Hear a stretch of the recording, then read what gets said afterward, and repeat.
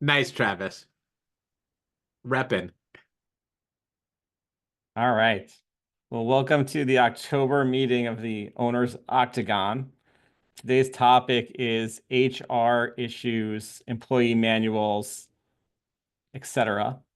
Uh, I will open the meeting by saying that I have no employee manual. I have no formal policies that I enforce, and I would imagine that's a bad way to do business. So, Mike Bergen, why don't you tell us about what you do for employee manuals and any issues you've had that come up for you? And you've had people working with you for a long time. So, what's your general approach and how much you enforce it? So we've had a manual for a long time. If you ask me where it is, I couldn't tell you. But that's part of the process. Is it's really important to have an employee's manual if you are consistently hiring individuals. If you only ever have one or two employees at a time, I imagine it's important to have some written documentation. But the more turnover you have, probably the better it is to have something encoded that you can reference as a guide. I think at this point, my teachers have been with me for so long, most of them, that they know the policies. And I really have very few policies that everybody has to adhere to. And they're simple enough that I don't have to say, go to the manual. Is it a manual or is it sort of like a operating instruction I mean, guidepost? listen, we had so back when I was with Huntington, it created a really elaborate manual for Huntington for like the teacher's manual, the employee manual, director's guides, all this stuff. When I started Chariot Learning, I replicated that system, but I find that that flow chart of really detailed lists and sublists broken down hasn't been as important for my teachers as some general operating guidelines about, really simple stuff like we have a 24-hour response policy. And that's easy, right? Like you don't have to look it up in a book. You just know that's the policy. And I just remind people of it every once in a while. So it's kind of evolved as to be less structured than it was. Does it encompass teaching methods as well, or it's more just like business operations and communications? The curriculum and training is the pedagogical piece. The teacher's guide is more just the operations, lines of communication, standard operating procedure, principles that we all operate by. And if you are onboarding someone, you give them the manual and then ask them to read it. I would share everything and then I'd give them the manual as a reference. I wouldn't expect that they would only know about our principles and operating procedures just by something that they read. I would teach it to them. I would share it with them. Have I you mean, had I any think that issues that's the where thing is that I think that the manual has to be a reference for a conversation that you have formally and that you consistently then informally repeat. how often do you go back and have you ever gone back and updated your manual, or like is it something it sounds like it's something you don't really use too much? No, no. So I have, right? I have, but since I update it every time we have someone new that I have to share it with. And it's not that every contractor that comes on is going to see the manual. That's more like people that are part of the core team. So I haven't had to update it for a couple of years. I used to Well, update it much more frequently. what are the most important things that you lay out in the manual? The principles of kind of like our general operating philosophy, the way we want to engage with students and parents, the way that we want to interact with each other, where we find resources, where's our shared Google Drive, what are some of the examples of emails you might send and what your timelines are, things like that. Have you ever terminated someone for egregious violations of the manual? Or Hmm. like use the manual in like a I've never used the manual as an example as a reason to terminate somebody. That's if somebody if somebody was let go is they did something that's just outside the bounds of any normal operating procedure, not just ours. It Right. wasn't like I would fire somebody because I said we have a 24-hour policy, but they waited 26 hours. It's more, I might let somebody go because they're just unreliable or they're bad teachers. Yeah. Anyone else here have a manual in place that they use? Joe, tell us about what you got and how you use it, what it covers. Uh, I floor is like the yours. sound of Mike's better than mine. We were having only independent contractors until I bought the business and have converted the larger tutors who are doing more hours over to employees. As part of that, I hired a PEO to manage the payroll and the HR administrative aspects. So they mandate that you have a employee handbook. It's not optional. And it's written by lawyers. It's like over 100 pages long. It gets updated whenever the Chicago laws change, which is unfortunately fairly often. Um, so it covers topics like, leave and paid leave and benefits and stuff like that. And how many teachers do you have in the company? Currently, we have 13 employee teachers and maybe another 180 or 190 contractors. But Um, so how much is it like, it sounds like that's more protective and yeah, not as much the day-to-day management of the business. Is that how you kind of see it?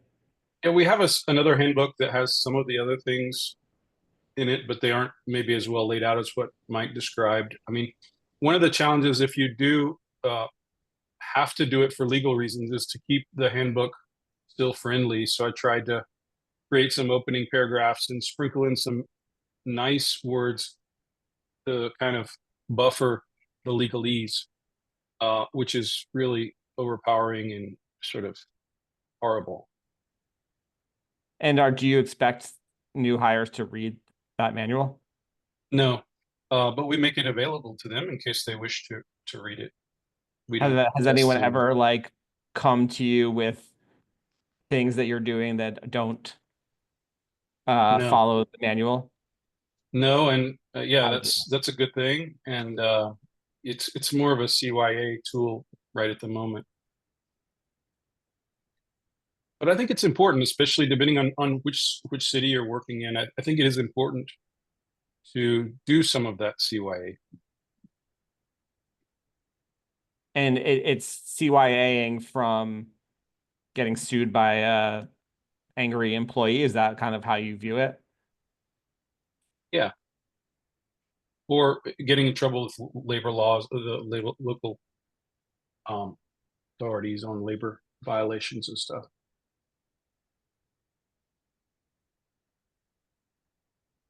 Travis, did you also raise your hand for manual? Yes, we have two primary manuals. So we have our employee handbook, which is things that are relevant to all team members. And I'm just like looking through the um sort of table of contents here. And so that's covering like an about us from like mission statement, company goals, values, and beliefs, termination and resignation, down to like how employment applications work, probationary periods, training and professional development, how that's compensated, um, curriculum, internet use, like that has like the legalese pieces, but also a lot of the like how to or like how does this work. And then we have a separate, and that also includes the like things about the W-2 forms and the simple IRA and stuff like that. And then we have a separate tutor handbook that includes things that are specific to tutors, from like how does the intake and onboarding process works, protocols for first sessions, best practices. We include a lot of like, we have an appendix with a link to helpful resources that includes like commonly sent emails. So when people are just starting out, it's like, here is a template for like holding the line when it comes to like your scheduling or availability, stuff like that. Really with the goal of trying to make it easy while also making sure that we've covered what we need to. dealing with something like this is 100% not my skill set, and I'm fortunate to have a colleague who's like really good at this, like keeps it updated, checks like, well, because there have been so many times where now when we've had this handbook for a while, we're like, well, what is our policy on this? And remembering like, oh, we did make this decision before. And so in some ways it's helpful for us to sort of keep ourselves like, what did we say we were going to do about this situation? We're like, no, we did make this decision already. Um, so yeah, I'm a big Where do fan. you house It seems this like a document? CYA. Is it like a Google Doc? Is it printed? Is it? It's a Google Doc, and I think we have a printed in-office copy because that seemed like a good thing to do. But it's during the onboarding process, people are this is shared with people, and we pay them for what I think it's 2 hours of their time to like read it cover to cover. That's an expectation as part of onboarding. I love that idea, Travis, that it's a history of how your organization's policies have evolved and a documentation of issues that you've thought through and you've written it down so that you don't have to then go back and say, well, did we ever face this before? What did we do? It honestly keeps me in check when it looks like we might have a snow day. I'm like, oh, maybe we should do that. Like, no, Travis, you already decided this. Do this thing. Do you think that the employee handbook is a living, breathing document, or that you should look to the founder's intent at the time of the originalist view of the handbook? I'm an activist handbook advocate. Um, do you send out updates when it changes, or do you just kind of leave it in there and let people? Depends on the nature of the change. Like little stuff that like, oh, we should add this or we didn't include this that isn't major. We'll make those changes as we go. And then periodically, especially if there's changes to compensation or tiering, or we've implemented a new whatever, then we'll send out an email and people will have to complete a DocuSign agreement saying like, yep, I've read and agreed to this. I think we've done that maybe like 2 times. Most of it's just like little stuff as we go, but for the big stuff, we make people sort of re-sign it, I guess. What do you think are the top 3 most important policies you have in your handbook? I didn't expect such high quality interviewing here. I should have known, of course. Top 3 policies. I think the resources that we make available are probably um, the most useful piece to employees. I think the how-to pieces around like how to respond to a certain parent situation, things that are like actionable as opposed to like broad strokes of policy, feel to me like the things that I think are like value add beyond what a handbook is like intended to do and just like covering our bases. And I'm partial to the fact that our handbook starts with a piece about like who we are, because that's the very first thing that somebody's going to read when they join the team. And I think the like tone setting before they've like met with anyone on the team and they're just like, what's this company I work for now? And that I hope that starts that relationship on the right foot. Eric, you had a hand up as well for manual. I did not. No, we have had one at some point at which we've kind of just let it get outdated and then replaced it with some shorter Google Docs that tutors can reference that are a little bit more targeted. We haven't yet built an overarching, here's the one place to go. So it's a little disorganized at the moment. Travis, did you have any like legal review of yours? We had an HR company give it a once over. They didn't add any value, but I attribute that to the fact that the person who wrote it in the first place did a good job and was very thorough and got some legal input. But it was just sort of like, let's get a stamp of approval. Mm-hmm. Anyone else have one that hasn't shared yet? Yeah, I've What got. we have, we don't have like a handbook. We don't even call it that. But my company is not as big as I think some of yours. But what I do have is whenever we hire a new, even independent contractor, we do have a couple like key points, because I found like, for what I do, like we really value sending session notes, and I really wanted them done by 12 p.m. the following day. So, that's like a point that we put. And something like a dress code, it sounds silly, but, you would think, again, like just from a learning experience, that's something that we did have to put that as part of, being presentable and professional and whatever, you're required to like, wear certain attire. So we do have some of those things in there, but it's more like, not like a contract, but I literally listed them in bullet points and they sign and dated, because I found sometimes we would interview and mention those things at the interview, like you'll be required to send session notes, and you have to be presentable and respond to a parent within 24 hours, and then nobody really follows up. But I did find just like a simple document, I think people took it a bit more seriously, but I do wonder about the legal stuff that is involved here, and I value all of your input here, because I don't know how legal or not legal that is.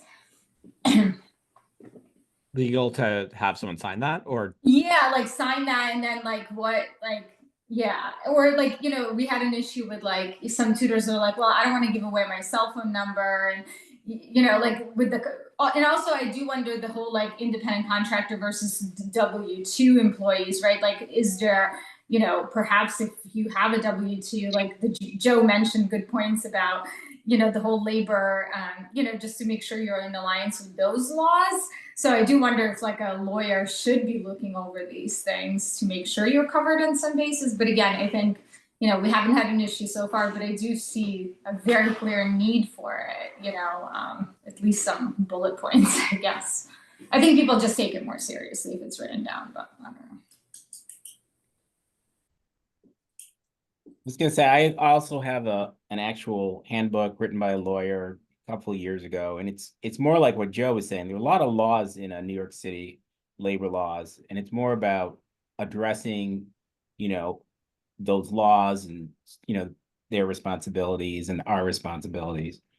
And everyone has to acknowledge that they received it. I don't know that people actually read it, but I send it to everyone once they say, just before I send them the offer letter, I send them the employee handbook to look over. And it's very separate from all the tutoring policies. A lot of the things like, say, session notes or whatever is not in that document. That's more like, or where the Google Drive is. That stuff's not in the employee handbook. That's more like just verbally communicated. so would you like, you're kind of differentiating employee handbook is like legal requirements, and then you have like standard operating procedures, which is like, this is the expectations we have of how you're going to do this job, which are Yes. different. Yes. Clear distinction. Employee handbook, legal stuff. Exactly. What kind of lawyer did you use to help you create that? Well, it was somebody I met actually through the BNI. I was in a BNI chapter at the time, and she was an employment lawyer. She specialized in employment issues. Has anyone ever had litigation or legal threats related to issues that arose from the handbook, or where the handbook was a sort of important aspect of settlement or de-escalating an issue that could have risen to a legal challenge? I had something on the opposite side of that, is someone calling in telling me they were sick and that according to the handbook, they deserve to be paid. And Was that the correct reading of the handbook? yes, it was. I remember you posting about this. Yeah. So what was the outcome? Was that they do get paid for? Yeah. They got paid. They were correct. The handbook was correct. They were correct on the law, and they got paid. How does that work for a business where the session might not actually take place, so the business gets no revenue from that meeting? Like if you don't have someone else tutor the person, it's sort of like appointment-based model. Joe, on this? I mean, the way that we do it is, and we do it to be consistent with the labor laws, but you basically accrue sick leave and, paid leave.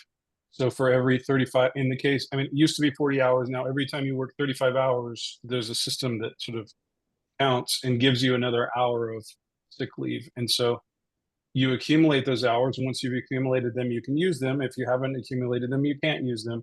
So you have to kind of bake that into your pricing, right? And bake it into the compensation that you pay to the tutor. But you can manage it by having some ratio. That's one way to do it, which is consistent with our local labor laws. Where are you based, Joe? The company's in Chicago. I'm in Raleigh. Yep, but New York City law is actually similar with the accrual of sick leave days. Can I ask Joe a question? Yes.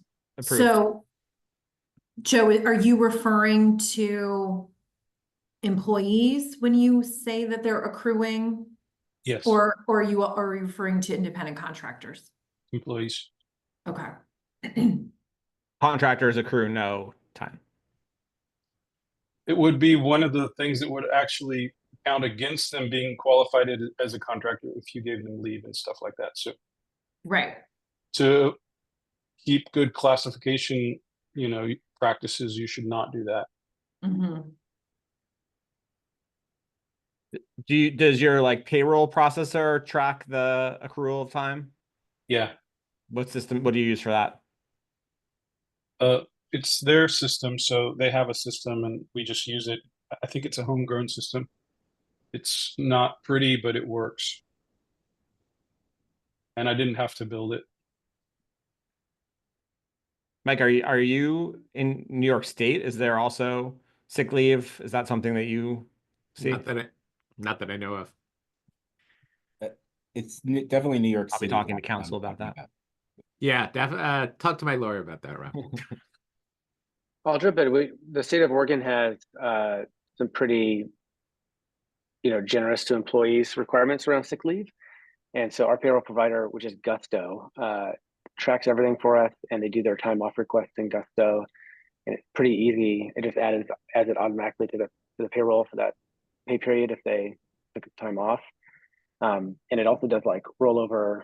We have a rollover policy and things like that.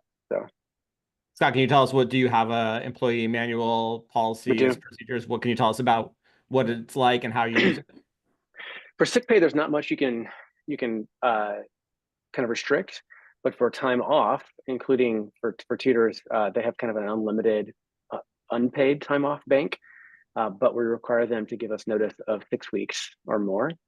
And if there's any impact to students, we ask them to offer additional availability to accommodate reschedulings. And that's all within the law. Just in general, what is your manual like and how do you use it? Yeah, it's pretty thorough. We had an HR consultant build it for us a few years ago. And then we did an update, I think in 2022, and had a labor lawyer look at it. And it's in a PDF form, but it's housed in Gusto, our HR platform. And when people onboard, they have to sign it. And so it makes that pretty easy and seamless. We don't refer to it very frequently. We probably should actually kind of revisit it and refer to it more frequently, because there's some things in there that tutors forget, and we have to kind of enforce every once in a while, and they're like, what? So. And like the consensus so far today has been that a lot of people have manuals that are more protective legal documents and standard operating procedures, which are more teaching based and policies that you want employees to follow. Is that how your operation works basically? Yeah, it's a lot of, because we do have a few full-time folks, it's a lot of things that aren't applicable to the tutors. And so we've had to, we've thought about actually having 2 different manuals, one for kind of like full-time and administrative staff, and then one for tutors. And then obviously there's also the contractor employee distinction. I saw a thread the other day about W2 versus contractors. I think that was Neil Kahn that started that. And we have a few contractors, they're all subject tutors. Everyone else is W2 employees. And so there's a lot there that's like relevant to one class of employee and not the other. But yeah, it's mostly like, benefits, compensation, time off requests, policies and protocols. Not much teaching in there, honestly. All of our kind of like pedagogical training is housed somewhere else. Etiquette, office etiquette, you know, sexual harassment reporting policies and protocol, things like that. Have you had any major issues where it's been cited or people have referenced it in things that came up, or do these things mostly just exist and then rarely, if ever, resurface? Yeah, we do reference it and call people's attention to it when, for instance, they make a time off request that's not to policy. But that's the most like common routine thing. I think I've had maybe 2 instances in the past 5 years where I've had to fire someone on the basis of like handbook infractions, and or at least that's provided like the evidence for like, here's how you're not, you know, a team member. Does it lay out like a procedure for you to follow it We during actually that, got or is the, that something you yeah, just... that's a good question. We actually got the advice to not write that down, to not kind of codify a like 3-strike policy of discipline, because you want the like that was the labor lawyer, because you want the flexibility to hire and fire at will, and that's been helpful, honestly. Like but it's been a challenge too. It's been a tension because we've wanted to convey that there is like a process for discipline, but we've not wanted to kind of like hem ourselves in. So it's kind of like this internal document shared only with managers that outlines it. Yeah. You know, kind of, I'll add to that. Section 1 in my employment agreement written by this lawyer was at will employment. Like that's like the first thing. I'll add one other thing, which is that a good thing about a employee handbook is it's like the reference point. So a lot of times, if you have a well-written offer letter, it'll lay out certain things, but there'll be reference to the employee handbook. So as the labor laws and as your policies change, you don't have all these rules that are stuck in the offer letter that never change. They remain flexible and adaptive. And you don't have to go back and sign new offer letters with each employee, because the employee handbook is a living and breathing document. The offer letter can be your thing that they sign can be a one-time thing. I think that's a great point, Joe. And it kind of ties in the relationship between, say, your new hire paperwork and your employee manual. Like, you know, the points about being an at-will employer are important, and I make sure that my new employees sign off on that. Like that's part, like, so that they know that. But right, to describe how you can have some important points that you present in summary that link to the more extensive manual.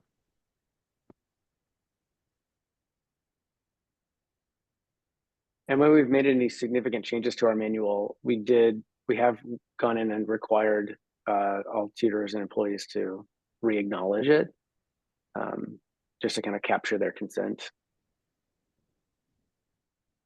Yeah, one thing. Go ahead. I was just in conjunction with that. Ours is an electronic document. We don't have a written, printed version, and all our tutors work remotely. We don't have a central office, so we do that whole process that Scott was describing just through a Google Drive, where we also include all the labor posters. There's a lot of required labor posters that you have to maintain on your premises. We don't have any premises, so we keep all that stuff in that folder.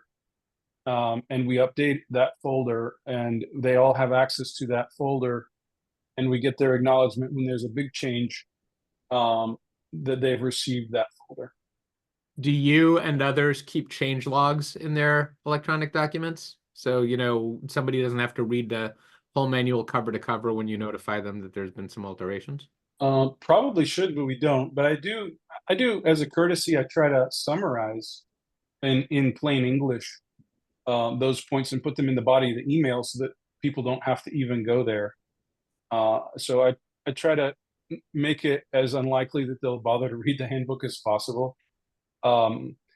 But at least the information is there in the body of the email where they can see it and acknowledge. Are there is anyone doing things other than an employee manual or like web page that lists the policies to lay some of this stuff out or share it with employees?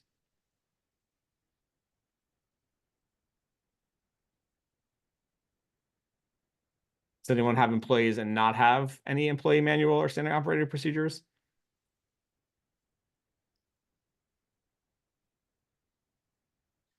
Well, I can just kind of share maybe what we just sort of went through. I don't think we have everything perfectly figured out, but when I attended the National Test Prep Association conference and I heard Jason Rabinovitz speak about the difference between ICs and employees, it obviously got us thinking. We're in North Carolina. We have mostly part-time tutors who have been independent contractors for a long time. And we have 2 full-time people running physical locations, basically. And after Jason's presentation, which my takeaway from that is pretty much you probably want to make everybody an employee, even if they're part-time. I think that was my takeaway.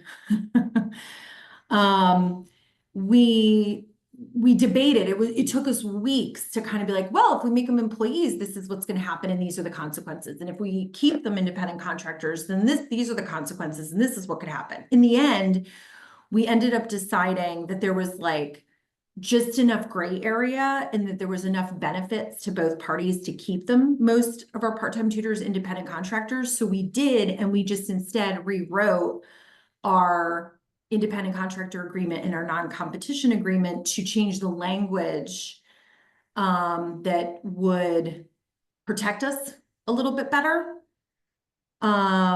So I don't know if this is relevant, but then I had to think about, well, because we dump a lot in our tutor handbook and a lot of our handbook mentions, or parts of our handbook mentions training and resources. And I feel like that's a bit of a gray area because if they're an independent contractor, you're not really supposed to be training them.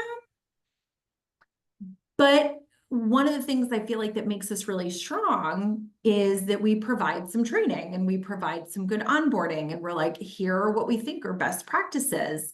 And so now I'm like, even though we made a decision to keep mostly everybody an independent contractor, we're still like not like 100% certain that that's what should be doing. Because it would be difficult to like enforce those policies on people, right? If you say like, this is the way we want you to do it, and they don't do it that way, then Right. you're exercising control over them in that work. Right. And what I've sort of found, this is going to be kind of difficult. I don't know how to phrase this, but what I've found lately, after managing people for over 10 years, that people do what they want no matter what. Like, I don't know how to control them and how to tell them what to do besides firing them. So I don't know what everybody's like. Maybe I'm just burnt out from managing people and all the problems that everybody has. But like, I've kind of felt like I don't really know how much control I have anyway, besides persuasion. If that makes sense, like and I understand what you're saying, like you have more control over an employee. You can be like, this is how you're supposed to do it. And but in the end, a lot of You're it just is going to terminate them if they don't do it anyway, right? The same way you would if they're a contractor. right. And so I feel like if we all want to do it the right way, in my opinion, is we're going to be using best practices. And I think we all kind of, I want to show my tutors what what I think those best practices are, but I feel like that should be pretty consistent. Maybe the one issue we're having lately, someone mentioned, I think Natalia mentioned the lesson summaries. We're having a lot of trouble with compliance with lesson summaries. No, I don't mean to hijack the conversation and have it go in a different direction. No, you're not at all. This is great. Continue. But, because we require whether you're an employee or an independent contractor to write summaries, And I feel like when we researched the difference between an employee and a contractor, I felt like the summaries were still in legal ground, because you were basically saying, if you don't write a summary, that means you haven't documented that the work was done. And therefore you need to write a summary to document the work is being done in order for you to be paid. Right. And I'm like, that's reasonable, because how do I even know you did the work? You know, we need some kind of documentation. So anyway, And is this, Heather, is this your interpretation of it, or did you consult with lawyers on this and get some independent verification that that view is consistent with? we have the what? only verification we got was simply Google. And you read and you read and you read and you kind of hear the same thing. Whether that's going to be the same advice I'm going to get from a lawyer, I don't know. But no, we did not consult a lawyer. We probably should, but we didn't. It was more of research, reading, research, thinking, debating. Natalia's experimenting with that. And does your contract for your contractors agreement explicitly lay out that they're expected to fill out session summaries, Yes, and they're still not doing it? correct. And I have the same thing, Heather. I'm glad you brought that up. I mean, it's not everyone, but it's Mhm, a big damper in running the business if they don't complete those summaries.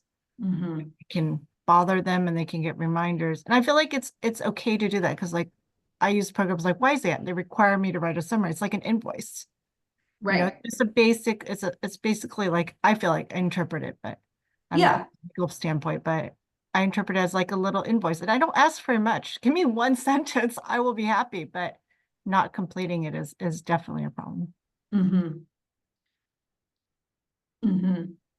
So I guess my point there is, it's like, I currently have a full-time employee who is also not writing her summary. She was 2 months behind. And she's W-2? Yeah. So what do I do? I don't know that this is, I don't know that this helps with your problem at all, but as far as something that's shifted for me and how I think about like our handbook is, I hope that like, oh, we have this handbook in place. It tells employees what they're expected to do, and like, great, problem solved. Recognizing that really that was just setting the terms, that really it was, as much as it was the expectation for the employees, it's the expectation of like, what are we actually going to enforce? And then in a sense, it's almost a liability if we say we expect this and then don't enforce that. Could you use that as grounds for termination for somebody if it's like, we expect you to do this, but you don't? I mean, I'm sure a lot of us have had these conversations. I feel very strongly that if you want to tell people how to do something and be able to like really hold them to it within your company, the W-2 piece is a critical component of that it shifts it from like, you have to write a summary, but like your independent expertise and experience is supposed to be sufficient for you able to do that up to the standard that's like appropriate in the field, and being able to say, this is how we do it here, and that's the expectation, and give them examples of that. And I think it's a really murky area, but I do think being able to say like, this is how you're expected to do it is something that just becomes enforceable with the W. Do you have troubles with compliance with that too, Travis, or does everyone pretty much do it for you? Everyone pretty much does it. I mean, it's a mechanism for people to get paid, first of all. Like, we use a CRM software, you got to write that session summary. And we used to pay people separately for it, where we were like, you get paid for the time, then you get paid an extra like 15 minutes per session summary in and then if it's late, then you won't get paid that. But then we realized once it was late, people didn't have any incentive to write it in the first place. So that sort of fell apart. And we ended up just saying, we're going to raise everybody's hourly rate, but the expectation is you are writing your session note as part of that hour. And we have to stay on it. Like, there are people who we have let go because, and the session summaries, frankly, were a canary in the coal mine, that if somebody has been working with us for a while and we see that start to slip, either it's like, we got to bring them back in and figure this out, or like, yeah, you know what, this has run its course together and we're going to part ways. And frankly, that's been an easy mechanism for doing it, to be like, I can tell in a couple ways that like things have shifted and maybe this isn't working the way that it used to. So, but I worry about times when we have let it slide too, where like either summaries are one of our tutors crazy hours on Sunday. He does not hit his deadline for getting session summaries in within 48 hours. And it has been like that for 10 years.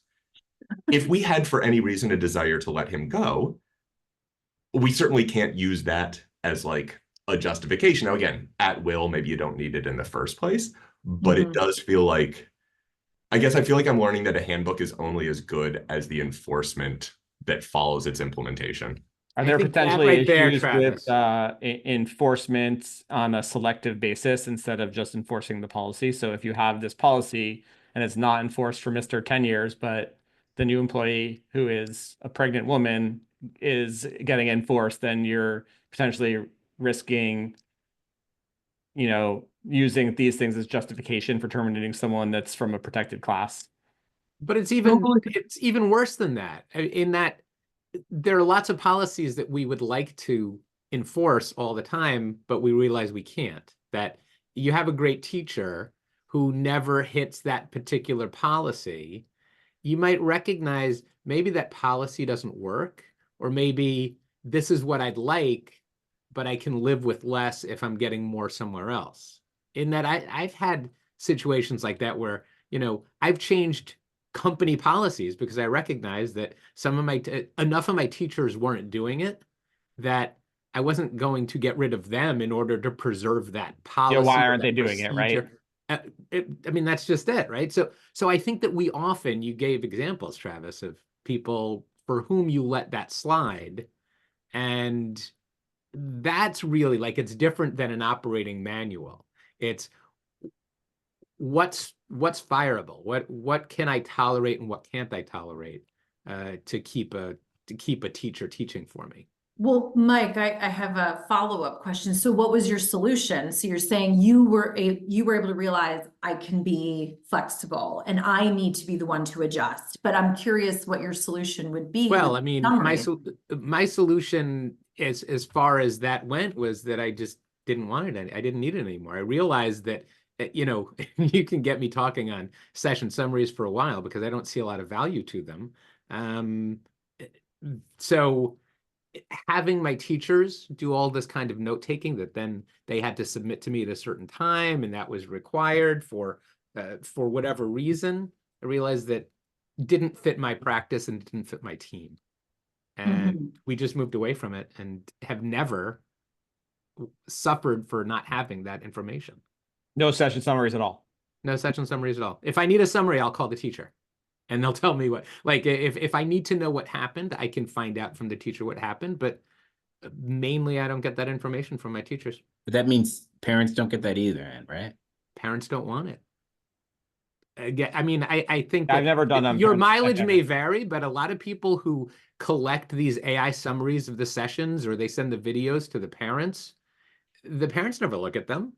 They might be glad that it's there, but they'll never review unless there's a problem. I think that I'm sidetracking the conversation. No, I do think that's a good point. Yeah, we've had a whole kind of side conversation in the chat anyway. I think that peace of mind or that assurance that they can go back and look is a value add that parents will pay for. And so we are trying to move to that model where you don't have to write it up. It's, Zoom already does it, or you record it on the phone and then send it to ChatGPT and they'll write it up or whatever. Because it's no real extra work, or it takes, maximum 2 minutes for the tutor to prepare that and send off to the parent. And you're right, the parent will not look at it in depth, but the student will scan for the homework, and that, prevents them from having to write it down, which you could argue is not good pedagogical practice anyway, but whatever. And the parents really like the idea that like there's accountability, there's transparency, there's something to refer back to. And I think they're willing to pay for that. I mean, that's what, in one sense, differentiates us from the in-home, Craigslist tutor. It's also a way to ensure that like the tutors are staying on top of like what they're going to teach during the sessions, and they're thinking about like what the order is, because it's there for you to review if you want to see like what topics did they cover, what did they not cover, what have they gotten through, what's working. Like if the scores aren't improving, you can go back and look at that record and see from a managerial standpoint what happens. And Yeah, if I there's ever an completely accusation agree. of impropriety, you have a record of like what happened in that interaction, you know? Well, you should advise them not to document any improprietary stuff that they do. If you're recording Hit everything, you pause. can get the bad stuff. And I'm gonna say I agree. In theory, with everything that everybody's saying, it's all true. And yet, anytime I've had complaints from a parent or concerns, it's been really easy to go back, get the notes, respond. I have not had a practical scenario where I needed that information in How many years. teachers do you have, Mike? 5.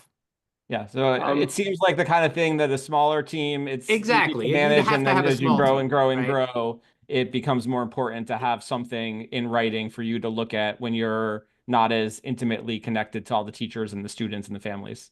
And that I think applies to kind of the reason that the main topic here, right? The employee handbook, all this documentation becomes more and more important as you have less of a direct connection with each of your team members. Mm-hmm. As far as documenting the inappropriate things, I had a little side note. We had a case last week of a student who told her tutor about being hit by their parents, and the tutor decided that they were going to report it to the Department of Family Services, which they should. So I learned a lot about that this week, and essentially for us, the tutor needs to report it to the department. They have a hotline and an email address for that. But I think it's also important for us as owners to document it. So I've got a little documentation form that I asked them to fill out over email and gather all the details about it, including when they replied and how they replied and what all they observed and what all they heard from the student, etc. So I found that to be kind of an interesting. It is important to document some of the inappropriate things that you come across. So Joe, was any of that stuff laid out in your employee manual? How to handle those situations, or like? Oh no, I mean our employee manual is written by generic HR lawyers who don't know anything about tutoring. So no, it could be something to add, perhaps, or at least add to the SOPs maybe in terms of how we deal with those cases. But yeah.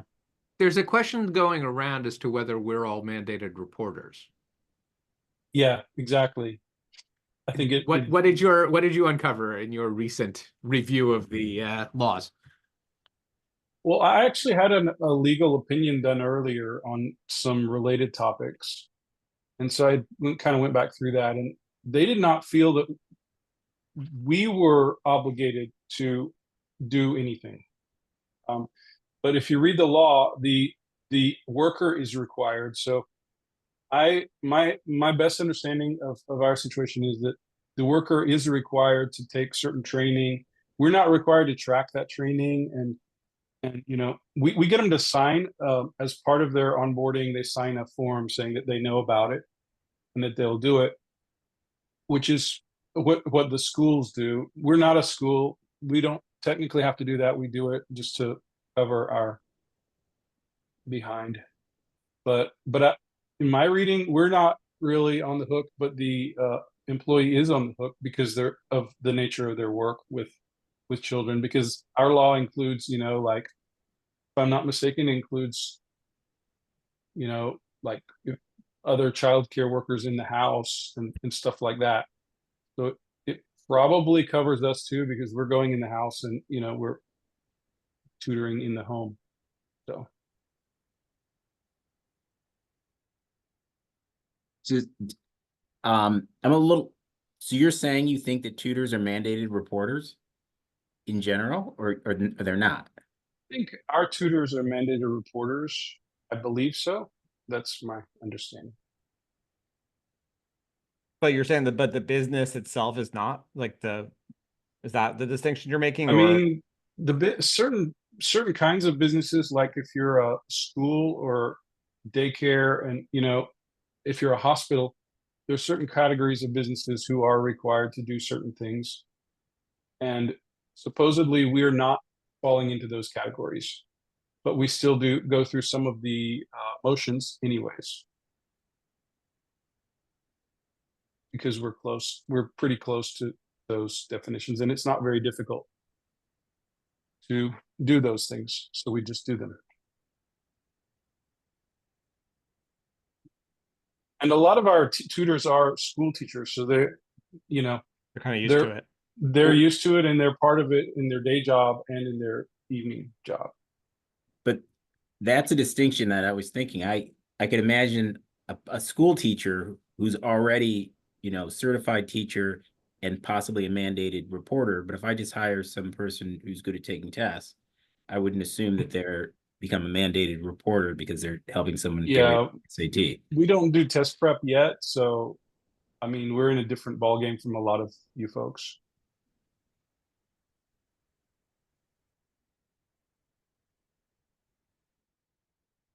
All right. Well, any other topics, questions people have that they want to discuss in the last 5 minutes?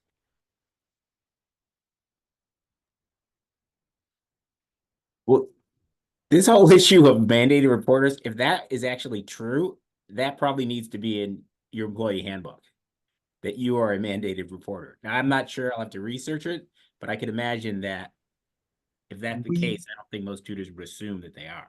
Maybe it's a state by state thing. We were advised that our employees are not mandated reporters by being virtue of our employees. Many of them who are also teachers are mandated reporters by virtue of that role. The expectation we set and is communicated to them, though I checked, we do not put it in our employee handbook, is that you are not legally a mandated employer, a mandated reporter, but we expect you to behave as one. And there is a place within the session notes where they can, if there's something small to put there, but otherwise instructions to reach out to the leadership team with anything that raises concerns. And ultimately when we have, and there's only been one situation, but where we have had to reach out to an agency, in this case, reaching out to the student school to express concern about the student, the tutor was not responsible for doing that. We met with the tutor, we gathered the necessary information, but that they didn't have to incur the risk, liability, responsibility, whatever for doing that, but that we as a company took that on. I don't know if that's legally advisable, but it felt like the right thing to do in that situation. The other thing that you've got to watch out for is the safety of your tutor. And at least I was concerned about retribution, or what might happen if the parent found out that this person had reported it and decided to get angry at them or do whatever. So that was another concern that I'm trying to address in our policies. It feels like in-home tutoring firms would probably need and want a whole extra 7 layers of protection and recommendations and stuff. That just seems like a legally risky environment. Yeah. A lot to think about, a lot of stuff, as always. So I probably won't follow up on any of it, which is great, but I've learned a lot. So thank you all for attending. See you in November, second Monday of November. If anyone has topic ideas, suggestions, things they want to talk about, someone they want to have come and present, please feel free to either email it or chat me, send a message in chat or on Facebook, but always looking for good ideas to keep the octagoning. That's all I got. Thank you. Stop the recording so you can talk about any illegal activity you're doing additionally.